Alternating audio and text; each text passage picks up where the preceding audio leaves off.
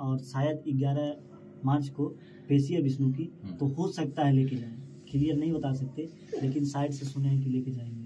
अभी हम उम्मीद छोड़ चुके हैं कि हमारा भाई अब नहीं आएगा, और यदि आ भी जाता है तो शायद दुनिया में क्या होगा ये नहीं जानते। एक पिता अपने बेटे से मिलना चाहता है और उस पिता को गंभीर बीमारी भी है और वो पिता जेल में बंद है, अपनी ही पत्नी की हत्या के मामले में जेल में बंद है। मैं किसकी बात कर रहा हूं? स्क्रीन पर आपको फोटो दिखाई दे रहा होगा, मिस्टर विष्णु राज। कुछ दिनों पहले मिस्टर विष्णु राज और मालती चौहान की जो चर्चा है वो सोशल मीडिया पर काफी वायरल हुआ और तमाम चीजें जो कुछ भी हुआ आप तमाम लोग जानते हैं।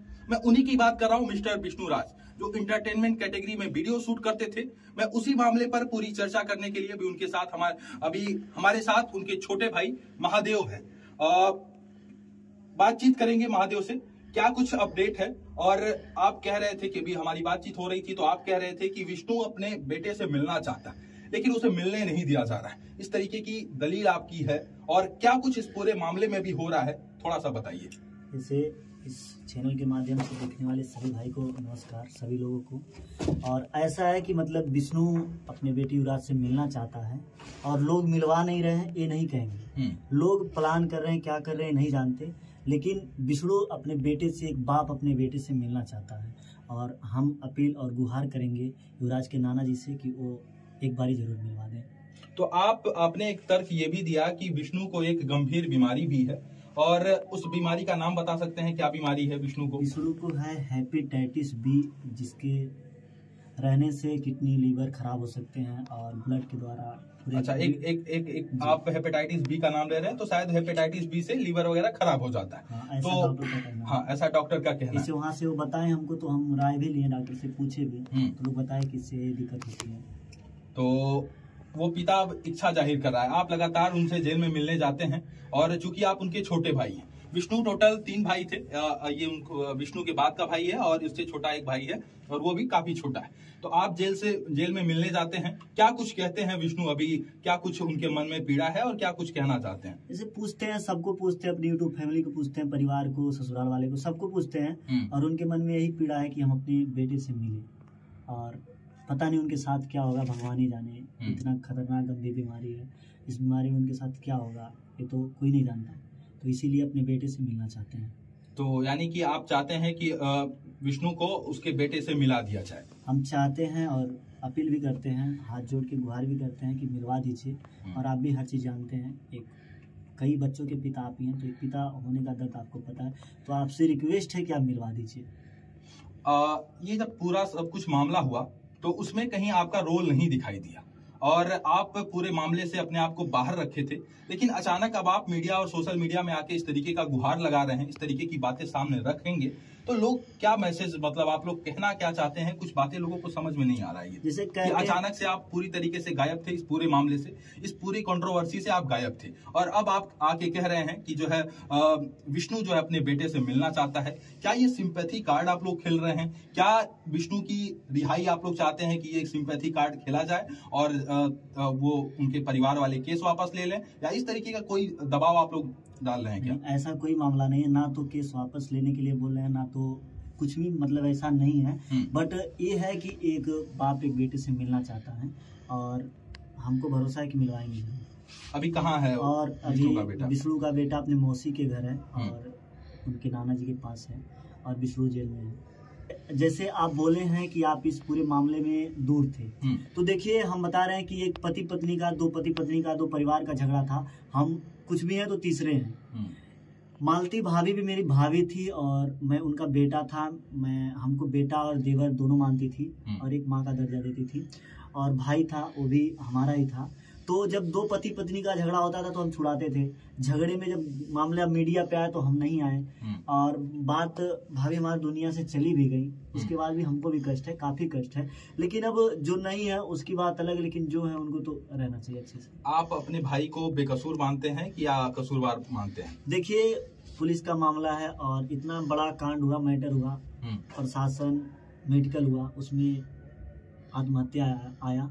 और बाकी उसके बाद क्या होगा नहीं जानते। अब ये जान लीजिए, आप लोग को पता होगा कि विष्णु दोषी है, बेकसूर है। आप ही लोग कमेंट। यदि आप कह रहे हैं कि पोस्टमार्टम रिपोर्ट जो पीएम रिपोर्ट जिसकी बात की जा रही, पोस्टमार्टम रिपोर्ट में इस तरीके की चीजें आई थी, तो विष्णु अभी जेल से बाहर क्यों नहीं आया, ये भी लोग पूछेंगे। यदि आप कह रहे हैं कि हमारा भाई बेकसूर है, आप कह रहे हैं उसको न्याय मिलना चाहिए, उसके साथ इंसाफ होना चाहिए, एक तरफ आप इन बातों को सामने रख रहे हैं मीडिया और सोशल मीडिया में, और कह रहे हैं कि एक पिता अपने बेटे से मिलना चाहता है, लेकिन लोग ये भी सवाल करेंगे आपकी इन बातों को सुनने के बाद, उस बेटे का माँ भी आप लोगों के ऊपर आरोप लगेगा, अभी आरोपी तो आप लोग हैं ही हैं, आरोप तो लगा हुआ है, अभी दोष सिद्ध नहीं हुआ वो अलग बात है, लेकिन आरोप तो आप लोगों के ऊपर लगा हुआ है। लोग कहेंगे कि जो इस पिता को इतनी चिंता थी तो उस बेटे से माँ को अलग नहीं करता, माँ तो छीन लिया उस बेटे का, ये भी लोग कहेंगे। क्या कहेंगे इस पे आप? लेकिन कहेंगे उसकी बात अलग है। तो क्या एक माँ से एक बेटा दूर होगा, तो एक बाप से भी एक बेटा दूर हो जाए?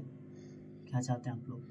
वही हम कहेंगे कि मतलब अब जो हुआ उसकी बात अलग है, हमको भी सबको भी कष्ट है, लेकिन हम नहीं चाहते कि आज एक बेटे के ऊपर से एक माँ का छाया हटा और उसके ऊपर से उसके पिता का छाया हट जाए, ताकि उसकी जिंदगी बर्बाद हो जाए। ऐसा मैं नहीं चाहता। कोर्ट में जमानत की अर्जी आप लोग नहीं डाले? कोर्ट में जमानत की अर्जी डाला गया और जमानत अर्जी खारिज हो गई, और इलाहाबाद में अपील किया गया, शायद 12। अच्छा, डिस्ट्रिक्ट कोर्ट से खारिज हुआ है? हाँ। यानी कि पहले सर्वप्रथम आप डिस्ट्रिक्ट कोर्ट में गए और जमानत के लिए, लेकिन वहां से अर्जी खारिज हो गई। तो डिस्ट्रिक्ट कोर्ट से तो खारिज हो जाता है, उसके बाद आप कहाँ गए? उसके बाद हाई कोर्ट गए, और हाई कोर्ट में एक बारी दो बारी अपना बहस हुआ, फिर उस पर नहीं हुआ। अब 12 अप्रैल को डेट लगा है, उस पर देखते हैं क्या होता है। और हमको आशा उम्मीद भरोसा लगता है ऐसा कि विष्णु नहीं छूटेगा, विष्णु राज नहीं जेल से बाहर आएगा, क्योंकि जिस चीज का मैटर नहीं था उस चीज का लोग केस लगाए हैं, दहेज हत्या का केस लगाए हैं, दहेज के लिए विष्णु मार दिया, दहेज के लिए।